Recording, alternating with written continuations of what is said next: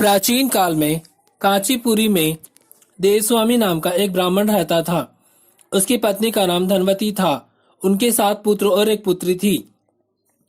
पुत्री का नाम गुणवती था। ब्राह्मण ने 7 पुत्रों का विवाह करने के बाद बेटी के लिए वर तलाश करने के लिए अपने सबसे बड़े पुत्र को भेजा। उसने एक ज्योतिषी को कन्या की कुंडली दिखाई। उसने बताया कि विवाह होते ही कन्या विधवा हो जाएगी। ज्योतिषी की बात सुन ब्राह्मण दुखी हो गया और उसने इसका उपाय पूछा। उपाय पूछे जाने पर ब्राह्मण ने बताया कि सिंघल द्वीप पर एक सोमा नामक धोबिन रहती है। यदि कन्या की शादी से पहले घर आकर वह पूजन करे तो यह दोष दूर हो जाएगा। ब्राह्मण ने गुणवती को अपने सबसे छोटे पुत्र के साथ सिंघल द्वीप भेजा। दोनों सागर किनारे पहुंचकर उसे पार करने की कोशिश करने लगे। जब समुद्र को पार करने का कोई रास्ता नहीं मिला तो भूखे प्यासे एक वट वृक्ष के नीचे आकर आराम करने लगे। पेड़ पर घोंसले में एक गिद्ध का परिवार रहता था। उस समय घोंसले में सिर्फ गिद्ध के बच्चे थे। वह सुबह से भाई बहन को देख रहे थे।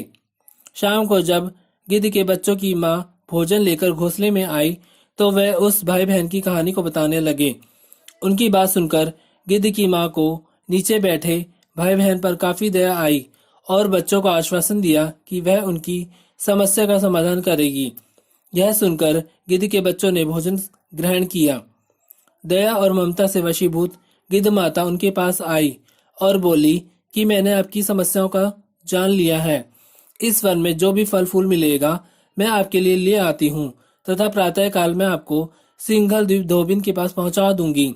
अगले दिन सुबह होते ही गिद्ध माता ने दोनों भाई बहनों को समुद्र पार कराकर सिंघल द्वीप सोमा के पास पहुंचा दिया। गुणवती प्रतिदिन सुबह सूर्य उदय से पहले सोमा का घर लीप दिया करती थी।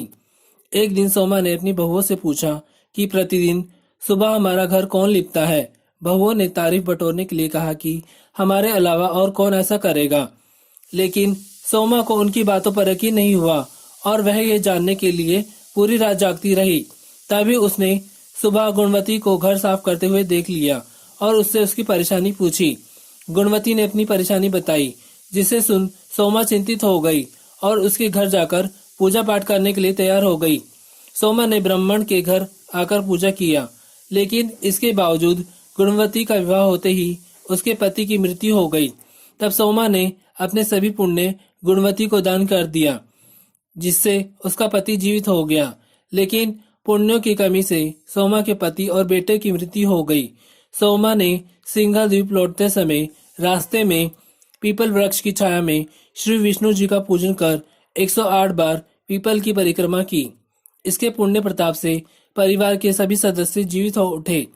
इस प्रकार मौनी अमावस्या के दिन किसी पवित्र नदी में स्नान कर विधिवत भगवान श्री विष्णु की पूजा अर्चना करने व पीपल के पेड़ की परिक्रमा करने से मनोवांछित फल की प्राप्ति होती है तथा परिवार के सदस्यों पर भगवान का आशीर्वाद सदा सर्वदा बना रहता है।